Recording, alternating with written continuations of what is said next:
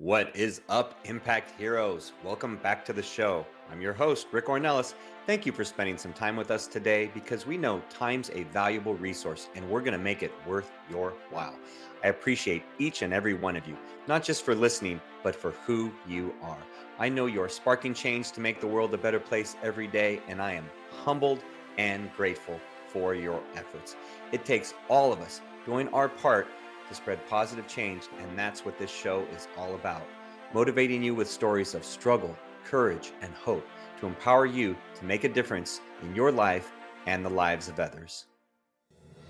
What is the Igniting Hope Summit? It's a celebration of surviving life's toughest moments, the moments that tried to break us forever and didn't. We survived. Now, we're going to challenge you to take it a step further. Our speakers and presenters will push you outside of your comfort zone and teach you how to find the bigger purpose to that pain. You will leave feeling transformed and empowered to take on challenges and dreams that you never thought possible.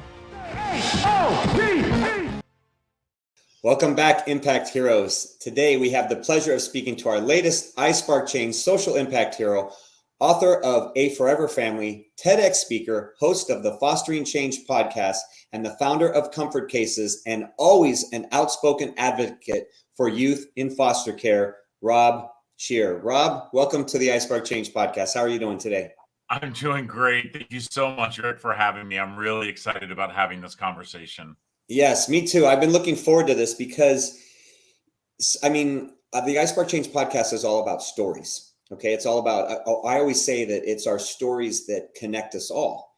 And that's, essentially, if you think about it, that's the foundation of history. But our stories are what really bring us together, because it's in our struggles, it's in the things we've overcome, it's in the stories of that have made us who we are.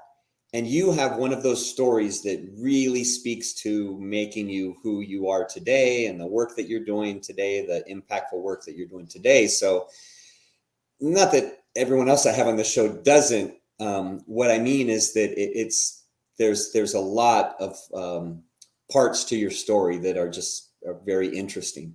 And I know our listeners are going to kind of like it. Rick, I say exactly the same thing that you say. Each and every one of us have a story. And sometimes we think our story is not large enough, or it has to be big, but it's not true. Each and every one of us who have a story have the opportunity to do something so important, and that is to tell it. Because when you tell your story, you truly can impact someone. Maybe that person is someone you will never meet, or maybe that person could be the person standing next to you, but you literally can impact people. And you can impact people in such a way that change can be made by just telling your story. Yeah. And I know you came to that point where you finally realized that you had to tell your story. And I want to dive into that in a second. But that's an area I think that we relate in, because for me, I was at that point where I wasn't sharing all the facets of who I am, and I was keeping things inside and not really sharing my whole story. And in the past few years, the more that I've shared about me, and as they call it in writing and acting, your character diamond, the more facets I share of who I really am, my character diamond, the more people are drawn to that. And the more people, I'm connected with so many people, hundreds of people from all over the world that are, they see that they can relate to it. They see that they're impacted by it. Maybe they're motivated by some component of it. And I know yours is the same, is the same way, in many aspects, as different as our stories are. Right. Yeah. I was just like you. For me, I was so worried about what other people would think.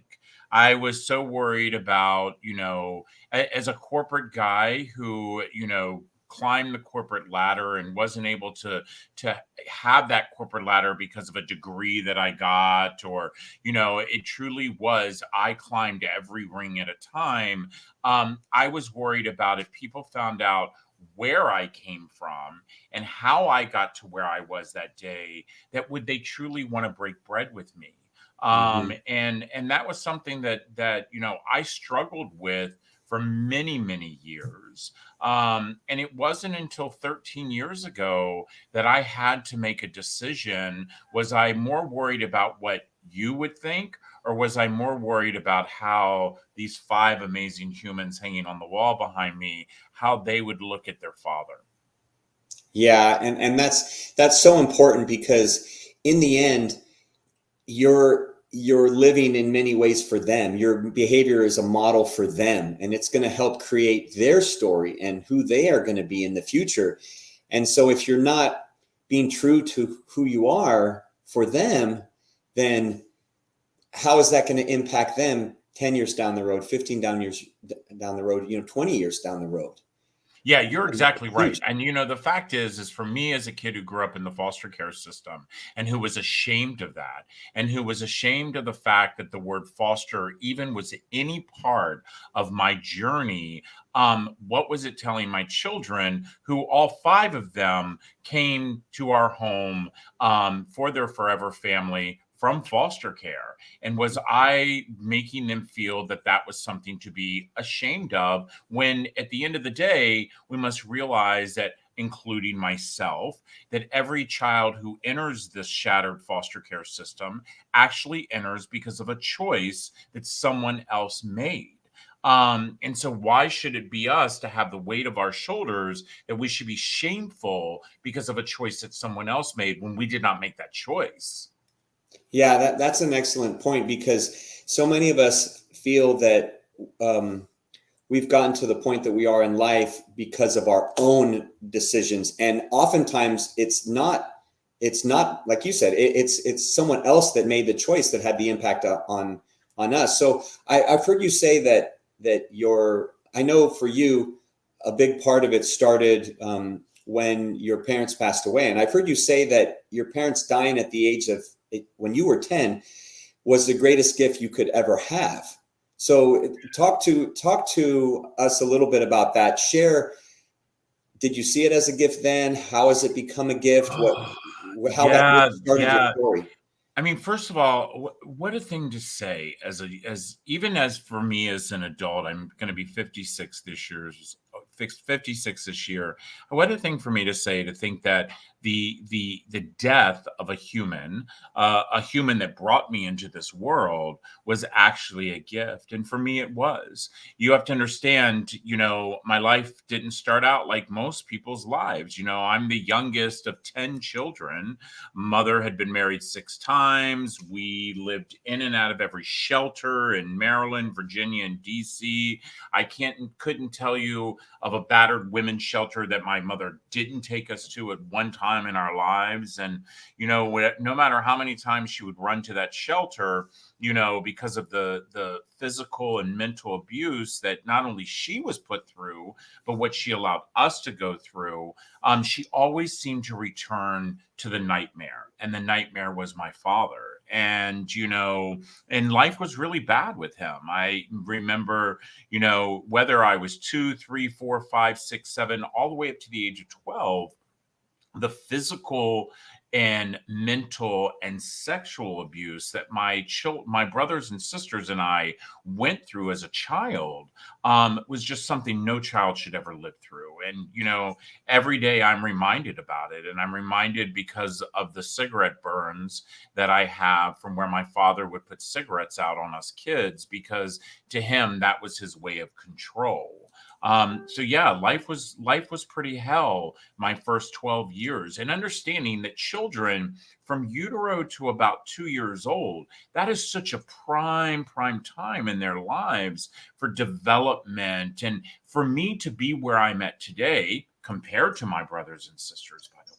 So, understanding, my brothers and sisters, I, as a kid who was going into the system at 12, I already knew about what the system was. I had already had brothers and sisters that had fallen to the wayside, and, teenage pregnancy, incarceration, drug addiction. Those are all the things that you hear about when it comes to foster care. And for me, I didn't want it to be like that. now that my parents were dead and I wasn't going to be beat anymore and I wasn't going to be starved anymore. And, I don't remember a picture on the wall. I don't remember a birthday celebration. I don't remember a Christmas. And I definitely do not remember my bio mother or bio father ever saying the words, "I love you." Never remember that in 12 years. That's why to me it was a celebration when they died. Well, I mean, that's phenomenal. First off, Robin, thank you for sharing all that, because I know you're very open to share your story. Some of the things that you hear in there for your average individual, those would be very hard to live through, let alone to share with others. And I could see how for a long time you were afraid that others would judge you by your story, or that others would, it would define kind of who you were. So tell me. Rick, I have to cut you out there because I have to tell you, one of the things is that when I made the decision to finally tell my story, I will never forget it. I will never forget sitting down with my husband and, talking to one of my biological sisters and realizing that I had to tell my story. And if I and not only for my children, because by the way, it is very painful for me to even say to this day, as thousands of times that I've said my story, it's still painful to this day to know that any person would allow a child to be physically or sexually abused. For me, though, it was that opportunity to take the weight that had been on my shoulders for all of those years, and take that weight off my shoulders and be free of the fact that, what, this is genuinely who I am. And I am this person because of what I had gone through. Yeah. And thank you for sharing that, because I didn't want to discount the fact that you've shared it a lot, that it takes away from the pain at all. One thing I do want to touch on is you had mentioned that you don't remember your biological parents ever saying, "I love you," or providing that, that caring environment, no pictures on the wall, so forth. And those are things that your average child growing up, those are things that are just the norm for them. And I know that was important for me with my three daughters, to always express love. And similarly, my father was, who became, my hero much later in life. He lived till 96 and passed away a couple of years ago. But it wasn't till probably, the last 25 years of his life that we grew very close. But early on, I mean, he was an alcoholic. My parents divorced. It was, there was a lot of verbal abuse and arguing and difficult times in the home. And until much later in his life, he was not the "I love you" type. He would not say it. And that was something that I would always get from my mother. So I do know kind of the pain of not getting that from a parent. But I am curious, Rob, is where did you learn love? How did you start to learn to love? Wow. That's what a great question. I get questions all the time. And that is the very first time in the 10 years that I have been opened up about this. The very first time someone who's interviewed me has asked, where did I learn to love? You know what? I will have to tell you that it was a process. And the reason I say that it was a process is that when I first started to think that I was feeling love was when I was with my foster parents. And I, again, still no pictures of me anywhere, and always reminded that I wasn't their biological child and they had three other kids that were biological. I still felt that there was a love there from my foster mother. But then all of a sudden I turned 18, and it was the fall of my senior year of high school. And her and my foster father told me I couldn't live there anymore because they weren't going to receive a check. So all of a sudden, all this, what I thought was love, come to find out it was all based on a check. And so then what happened? Transactional. All transactional. And so then what I started doing was, I joined the Navy, as my story tells, and then I started making some bad choices. and falling for all the people and having all the people in my life that I had experienced when I was younger. So as I write about it in my memoir, and how it's even on the screen where, I talk about the abusive relationships that I had been in. People always think all the time that, abusive relationships is normally a heterosexual couple and the man beats the wife. But I have to tell you, as a gay man, we also fall into those traps as well. And so I always was drawn towards men who physically and mentally abused me. And I would say, oh, they loved me. But it Mhm. wasn't until 18 years ago when I met my husband. My husband Reece, and people who read my memoir, they say it's like a love story, because my husband Reece is, his parents have been married 56 years. He Wow. grew up in the Midwest. He is very well educated, has his master's. Had never even mentioned the word foster care when I met him. He is the one who truly taught me how to not only love myself, but how to truly love other people. So, as I said, this was definitely a process. Yeah, and thank you for sharing that. And not a fast process.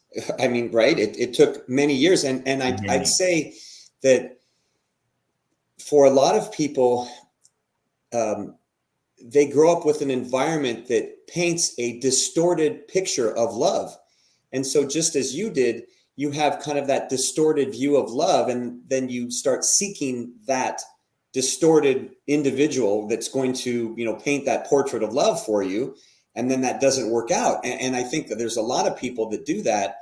And I know from people that I've coached along the way, that they end up putting themselves in that same situation over and over again, because they haven't found that self-love. They haven't found that person to help them love and paint the beautiful picture instead of the Right. distorted picture. And the fact is that we must realize that it's comfortable. And the reason I say that is because that's what we're used to. We're used to the pain. And so the pain has almost became comfortable. And so, I remember, my relationship, prior to meeting my husband, a couple of years, when I finally got the nerve after 13 years of being with somebody who abused me to finally walk out the door. I remember I thinking to myself, the very first argument that my husband Reese and I had, that I made the comment to him that do you want to hit me? And he was like, what? He was like, what are you talking about?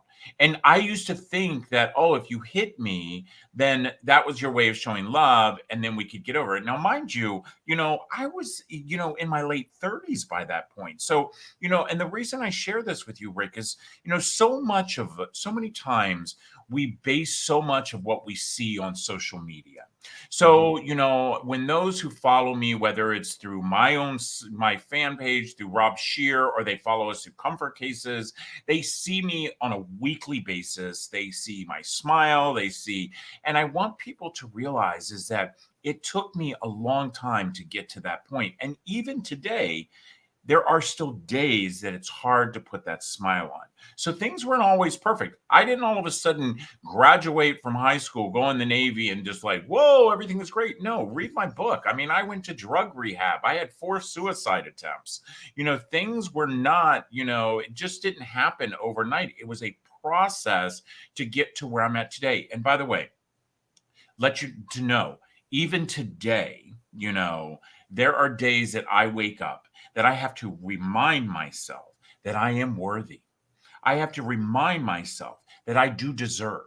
I have to remind myself that I am a person who deserves to be loved. And that is something, the trauma that I experienced as a young boy and through my early ages of adulthood, that I will always have to continue to remind myself. And also, by the way, to allow my therapist to remind me too. And what I hear in everything you're sharing there, Rob, is that a couple things. One is that it's never too late. No matter what age you are, if it's 38 or 55 or 50, or any point in time, that you can still grow as an individual. You can still learn to love. You can still evolve. And that's part of the hero's journey that we talk about on this program. Is we talk that all of our heroes, they've gone through a journey. They didn't just all of a sudden, they were knighted and, okay, you're a hero, and, send you on your way. No, there's been a journey to get here. And oftentimes it's a tumultuous journey. It has dragons that you've had to slay, and it has, battles that you've had to win and overcome, and ones that you've lost, and failures. And, all of the things you're talking about, those are just examples of part of your hero's journey. That's one thing I hear. And the second thing is that, excuse me, is that it takes work, and that it's worth it to put in the work. That if you put in the work on a daily basis, even if you put in that work, then the rewards are beautiful. You have your family, you have your 5 kids, you have Reece, you have comfort cases, you have your podcast, you have all the work that you do, but none of that comes without you doing the work to make it happen. Yeah, you're exactly right, by the way. And again, I've said this, as a man who's the baby of 10 kids, Yeah. I get to see firsthand what happens when you put the work in and what happens when you don't. See, the thing is that each and every one of us, no matter whether we are in foster care, whether or not we have had deaths in our family, whether or not we've had trials and tribulations, which we all have, there's 3 things that each and every one of us have, and that is choice. Number 1, we all have the choice to give up. For me, that's exactly what I had decided to do for a time in my life. 4 suicide attempts. I was done. Give up. Number 2, we all have the opportunity to give in. And that for me was, to give in to drugs, to, as my brothers and sisters who are incarcerated or who, have had teenage pregnancy, they gave in. They gave in to what that norm, as they want to call it, throughout kids who are in the system or kids who are at a certain, every child has some type of struggles. But then the third thing, which is the route I decided to do, which is to give it all I got, and whether I fell, I knew that if I stood up, I could give it to all I got. Fall, get up, give it all I got. Because every person in this world falls one day in their lives. It's whether or not, how do we get enough of that grit to get back up? So tell me, Rob, how were you able to, and I know obviously, yes, you did have some suicide attempts, but how were you able, out of the 10, being the youngest, how were you able to not give in, to not fully cross that threshold, if you will, to the incarceration or to the, the decisions that are going to take you down a different path? How did you escape those or get past those? Let me tell you something. I did the thing that we all have the opportunity to do, and that is to forgive. To forgive.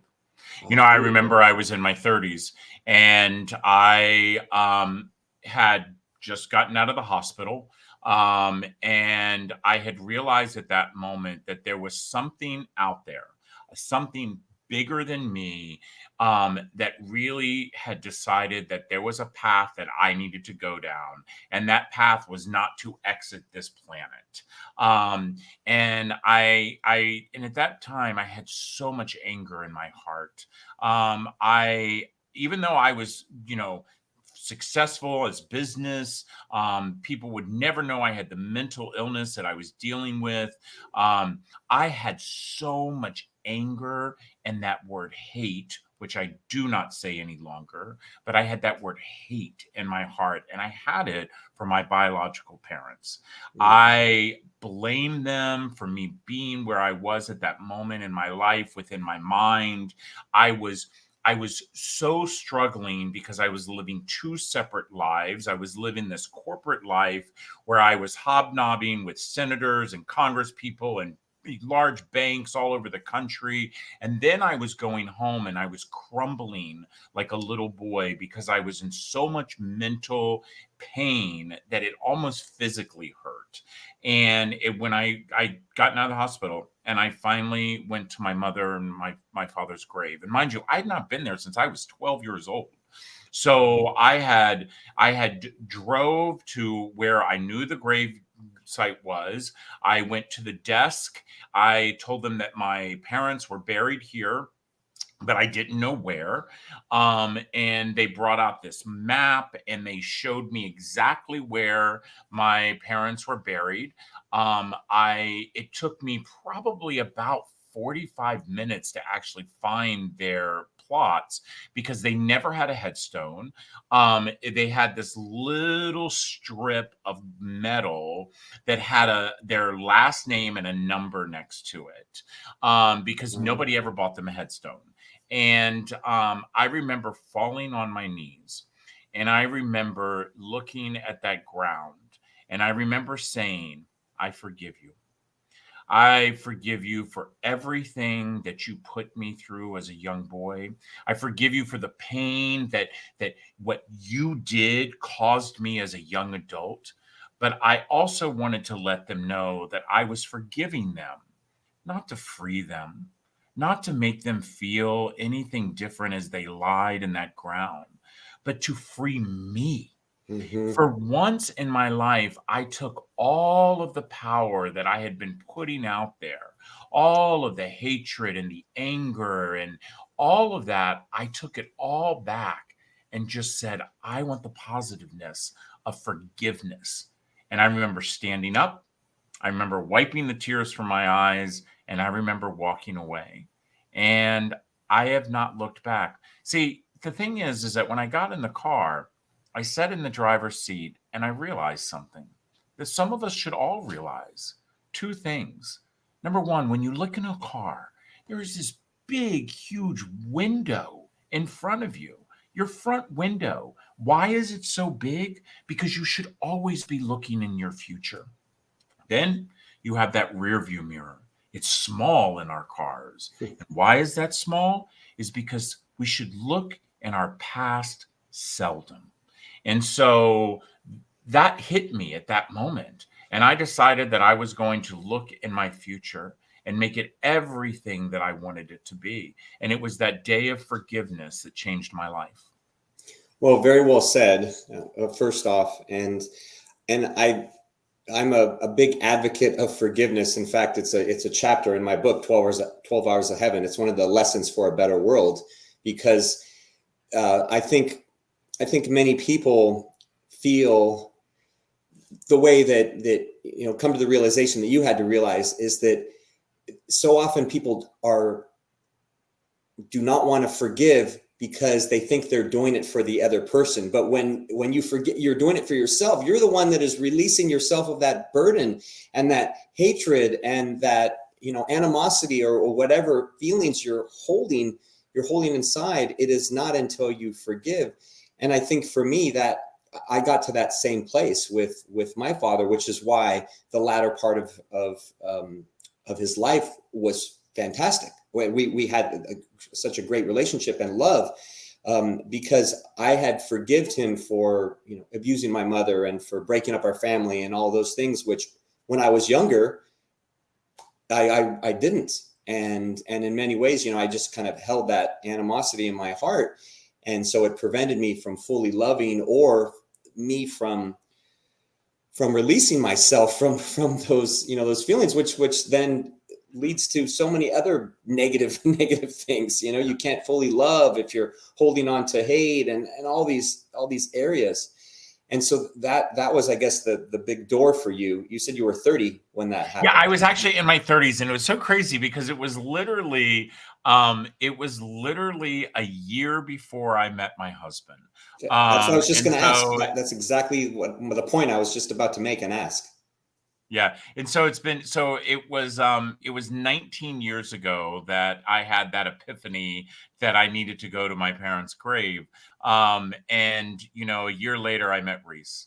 And what's the crazy thing is once I did that forgiveness, I mean, and I know that this is going to sound so crazy for some of your listeners and viewers, but I did feel a release.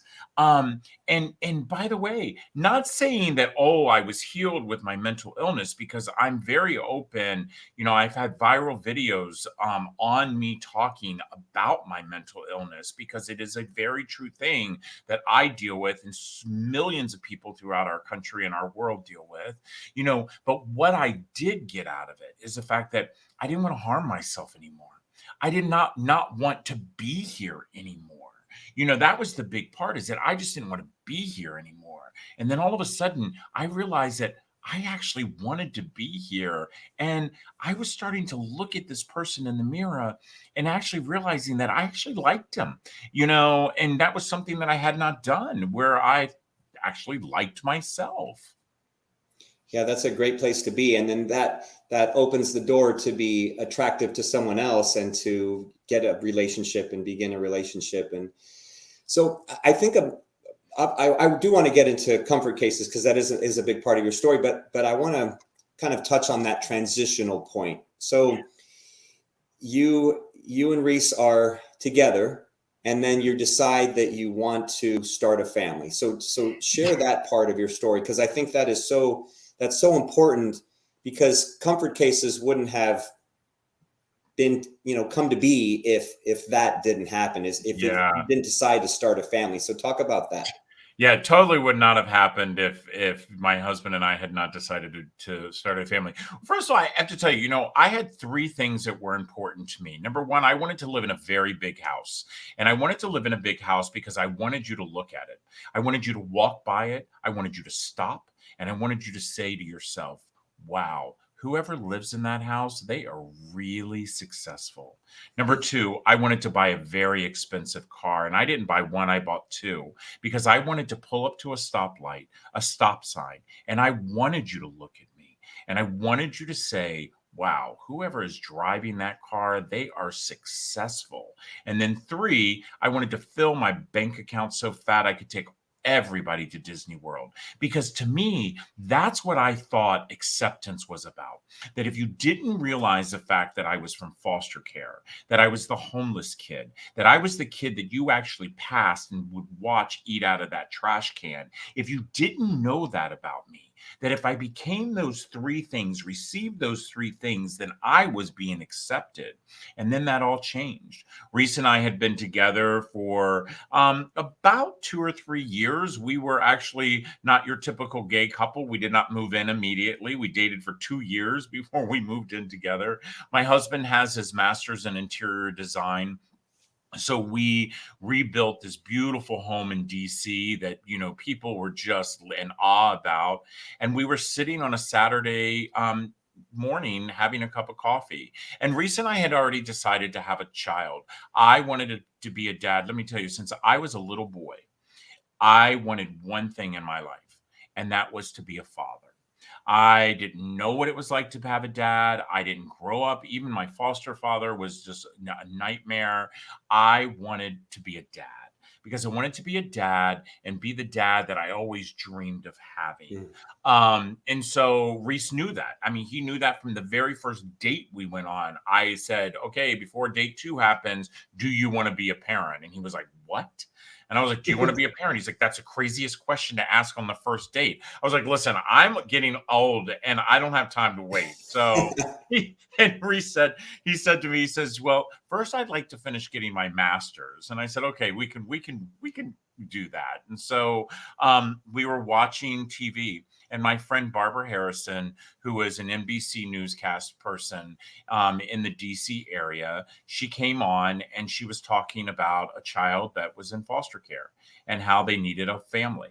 And Reece looked at me and he said, can you explain to me why we have been filling out all of this paperwork and we're getting ready to spend thousands and thousands of dollars to adopt a kid from overseas, in which, by the way, the kid's not going to look like you and I, and we're not adopting out of foster care?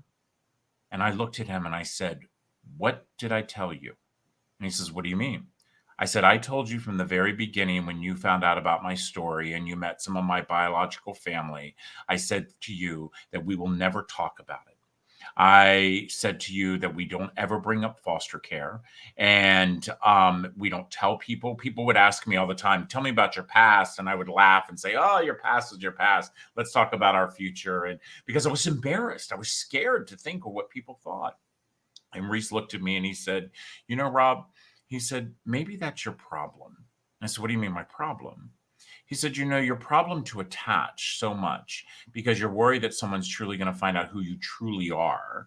And, and here there's a kid who needs a home in foster care and you want to disconnect." And I said, "But I know how those kids are." And he was like, "You were one of those kids." Rick, I have to tell you, it was that aha moment. My husband, as I always say, damn it, he's so smart. But it was that aha moment. Wise. And I remember sitting there crying.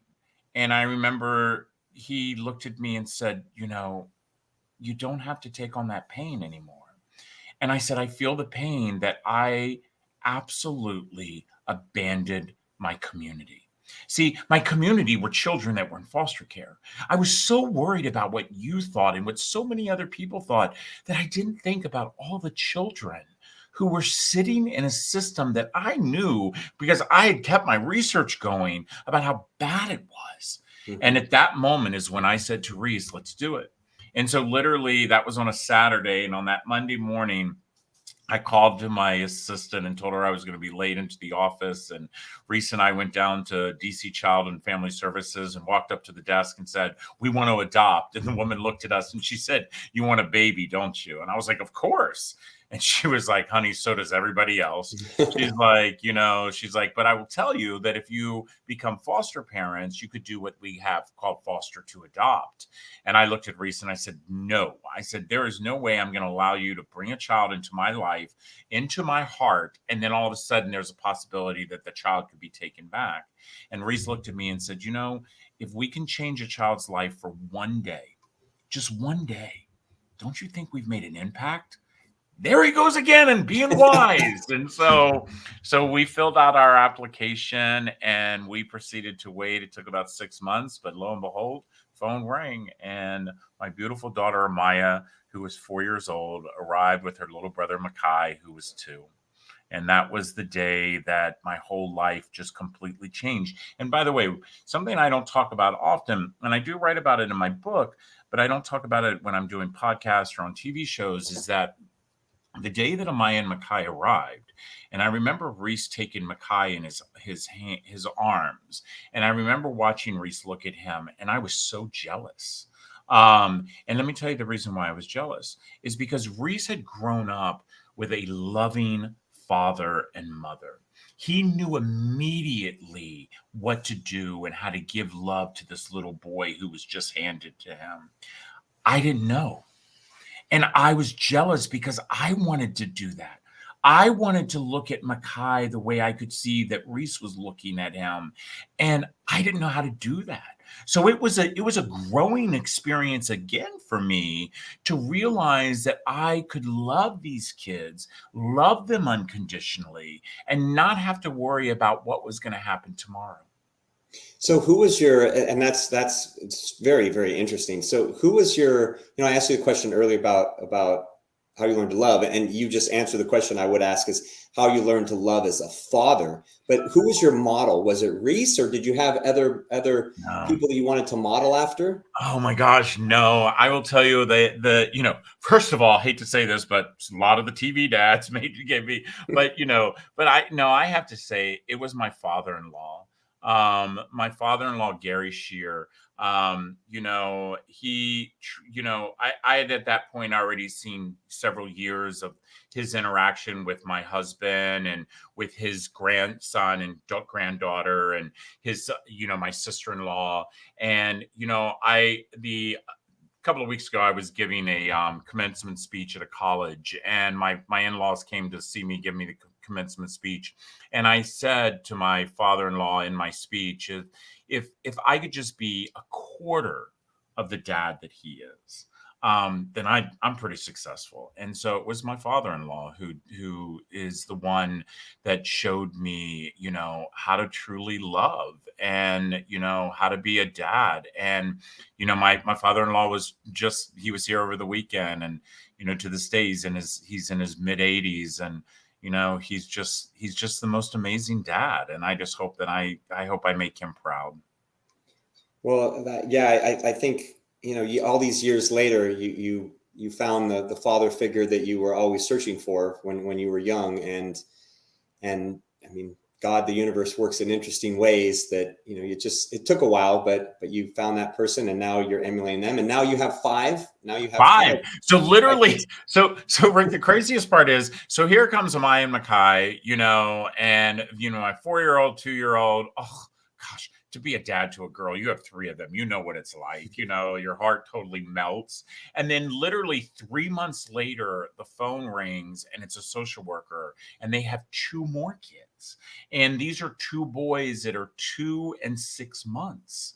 And so literally within 3 months, Reece and I became parents to 4 kids. And that was just crazy. But, we were just, and again, we're living in DC. We're here are these 2 white gay men trying to raise these 4 kids of color, trying to just maneuver through the system. My kids, they have IEPs. I have a son who's special needs. I mean, and finally, after 2 years of doing this in the city, my husband and I decided to move to the suburbs. And at that point, Reece decided that, the hardest job in the world and the job that fulfilled him the most was being a full-time dad. And that means he wanted to stay at home, make sure the kids were off to school. He was tired of dropping them off at daycare. And I remember him walking into my office. And again, as I said, I'm a banker by trade. And he walked into my office one day and he said, do you have a minute to talk? I was like, of course. And, he would come in and have lunch with me every once in a while on his way to work or something. But he said, I don't want to do this anymore. And I said, what? I said, what are you talking about? Yeah. Like, I was like, we got 4 kids. I told you when we got married, I'm it. And he laughed and he said, I don't want to go to work anymore. He's like, I want to, go on field trips and, be there when the kids go to school and come home. And I looked at him, and again, the most amazing human you could ever possibly meet. And I said, Reece, you've spent all these years in school, you have your master's, you've built this career. And he said, you know what? He says, nothing is as important as our 4 kids. And at that time, we only had 4 children. He says, nothing is as important as our 4 kids. He said, and you. And I looked at him and said, well, let me tell you something. I love being a dad, but stay-at-home dad is not in my title. I'm a workaholic. And so, so that's what happened. So Reece decided, to be a stay-at-home dad 12 years ago. And so about 2 years into him being at home, he realized that being a stay-at-home dad was, he loved it, loves it to this day. But he also helped me build my companies and, I have companies all over the country. And one of the things we were known for were these 4 huge toy drives that we would do in the DC area. So those of you who are in the DC area, everybody should know about the famous Ben's Chili Bowl. Every president has eaten there, and you go in there and there's pictures all over the wall. Well, there just happens to be a picture of me in Ben's Chili Bowl as well, because I was known in DC for my company having these big toy drives. And this one particular year, Reece came into my office to plan it because he would be one of the people that would help plan the toy drive. And I said, I don't want to do it. And he said, what are you talking about? And I said, I don't want to do the toy drive.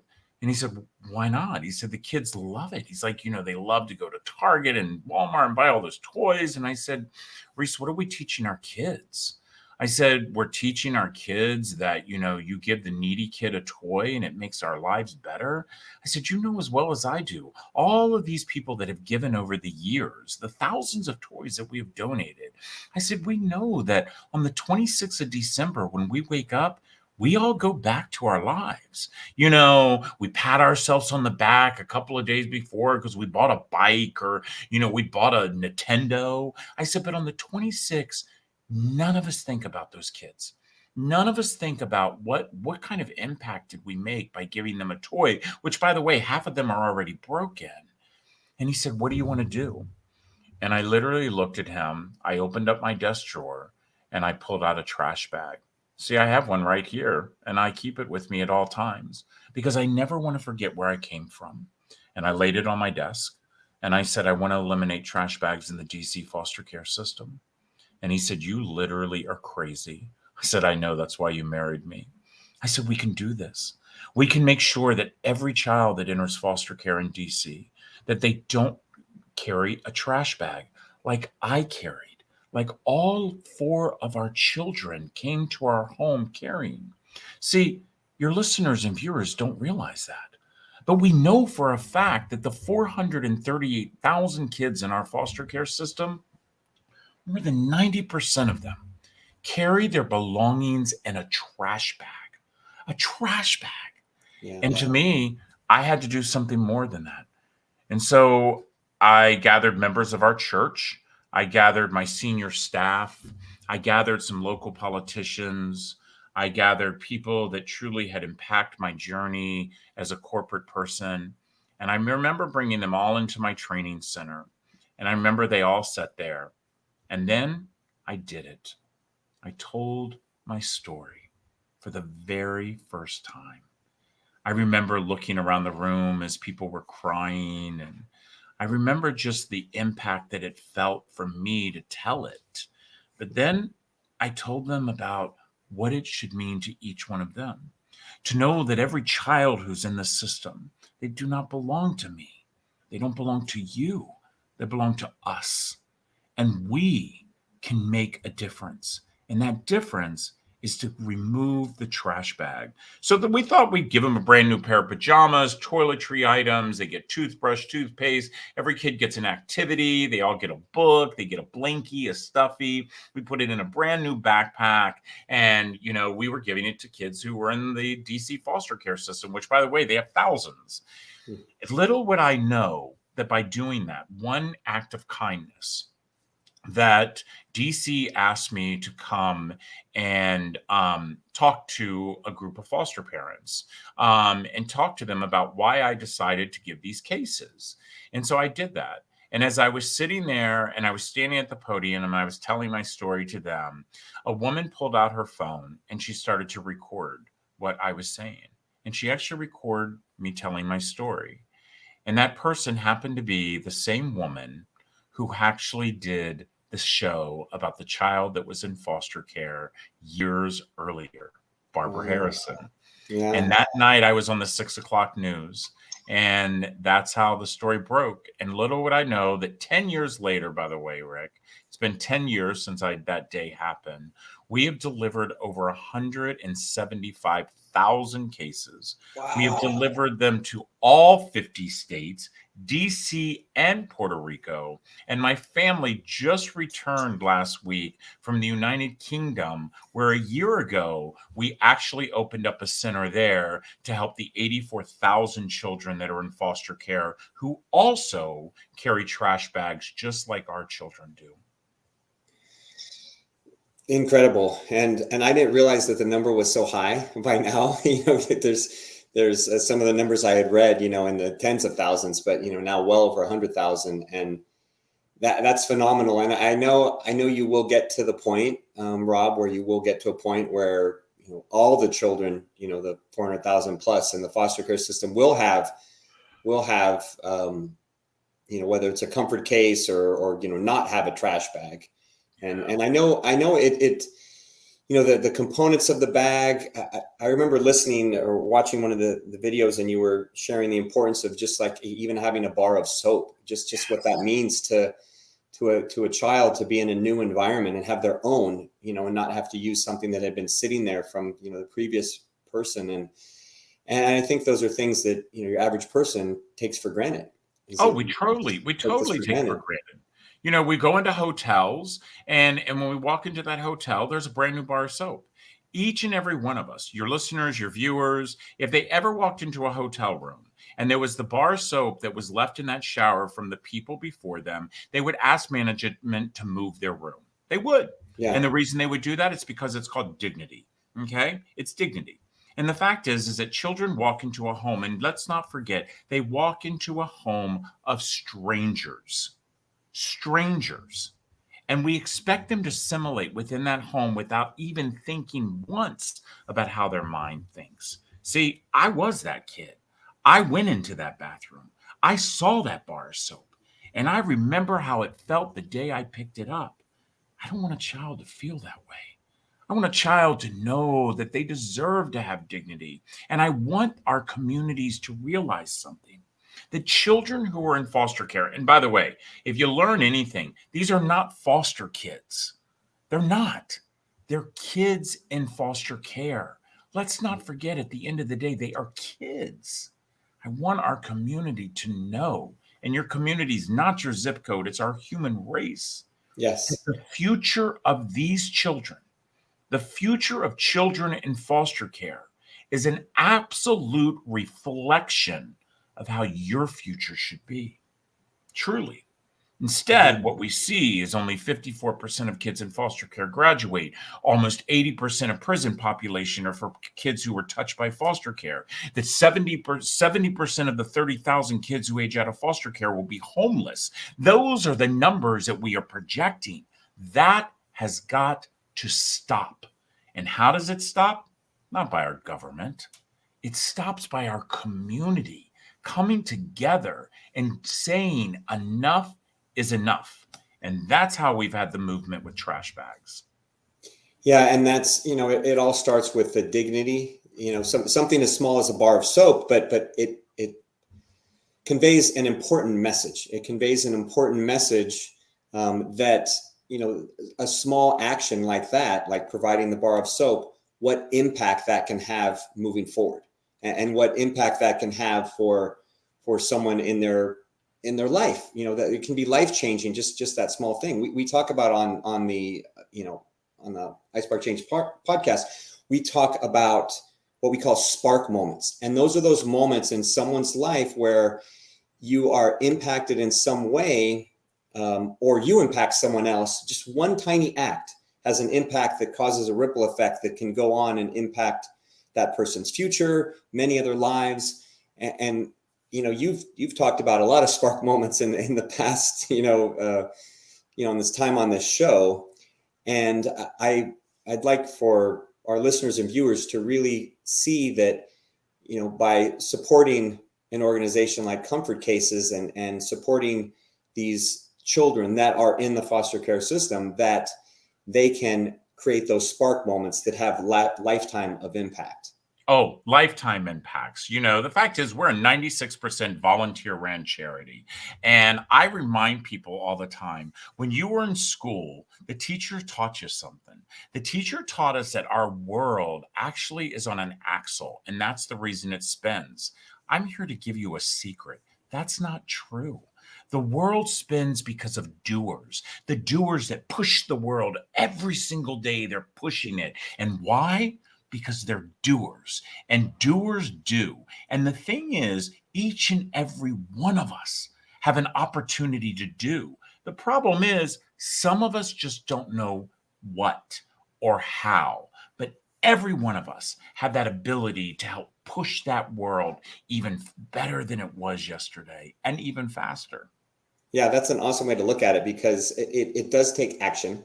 And just like I said earlier, when you changed your life, it took work and takes action. And our goal at iSpark Change is to positively impact 1 billion people in the next 5 years through our community and through our work. That's what we want to connect. We want to connect people like yourself, Rob, and the people that support Comfort Cases with people that support other organizations and people that are doing positive work, that we're all in one world doing positive work, supporting one another.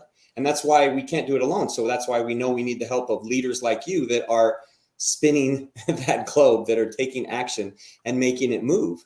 And I think it's great for people to hear from others like yourself that it takes all of us doing our part to keep the world spinning, because so many people feel like me, that they're too small, that they can't make a difference, like I did for years, that you're too small, you can't make a difference, or you don't want to tell your story, you don't want to share, knowing that it could impact millions, thousands, millions, hundreds of millions, or billions. And that's what we're working on at iSpark Change. And so I appreciate all the work and applaud you for all the work that you're doing.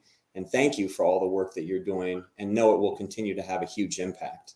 Well, I thank you so much. I thank you for spotlighting comfort cases, and I thank you for just being a good human. The thing is that each and every one of us, not all of us have money to donate.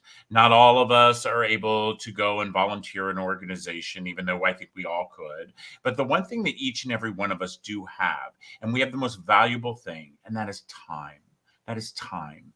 And by you even giving time today to talk and to, open up this dialogue of foster care, it truly brings about change. So thank you, Rick. Thank you so much for all that you do to, be, as I say, a good human. Well, thank you very much for that sentiment, Rob, because that's our goal, is just to spark that change, to foster change in our world, a positive change, and to increase social impact.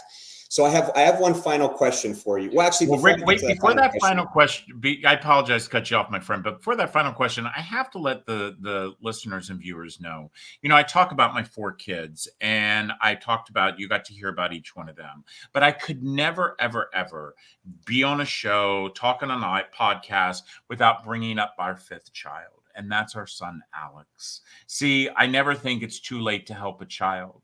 And in 2019, as I was telling my story to a local high school, I met a young boy who was just like me, 18 years old, aging out of the system. And the next step that he knew that was going to be was he was going to be homeless. Well, I meet thousands of kids all over the country. I have kids ask me all the time, why do you do this? Why do people do this?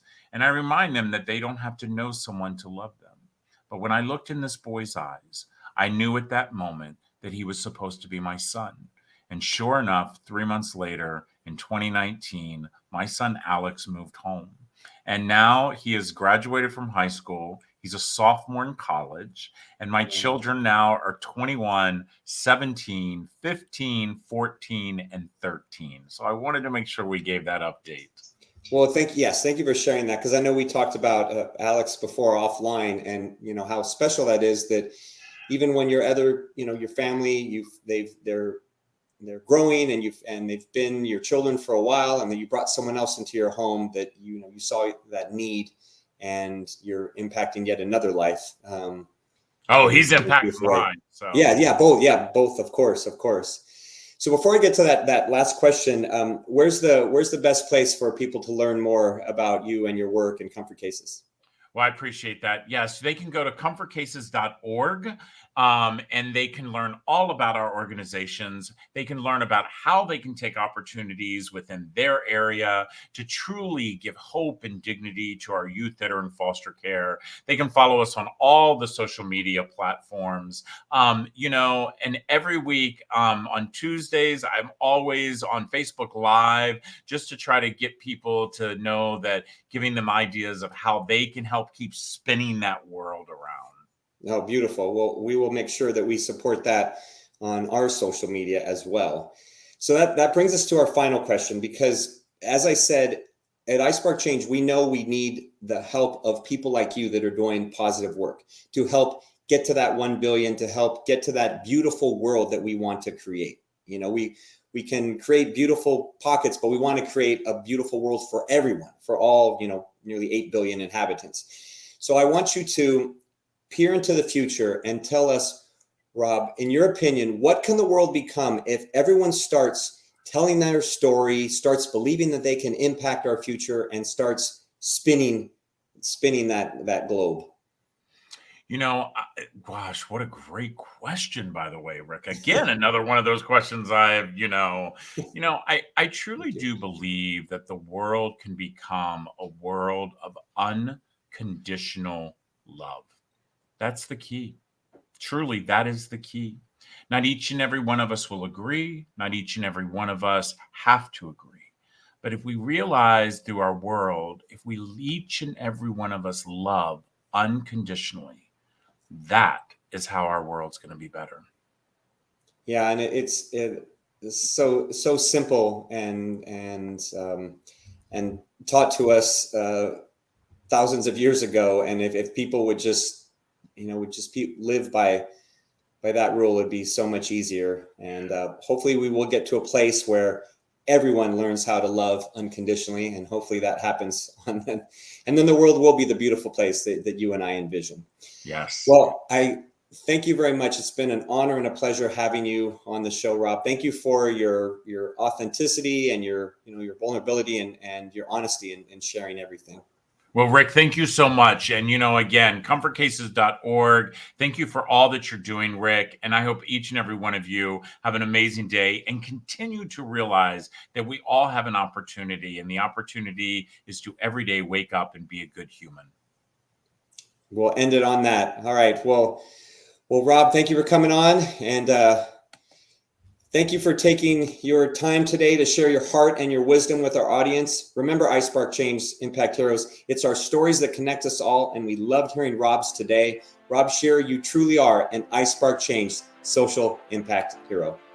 Remember, Impact Heroes, every positive action can be a spark moment that has a ripple effect that spreads far beyond the initial act. So go out there and spark change. Don't forget, if you enjoyed this episode, then please smash that 5-star rating on iTunes or Spotify and leave a review. We value your comments and we want to hear from you in the community. Thank you for listening. God bless you, and we'll see you next week on the iSpark Change podcast.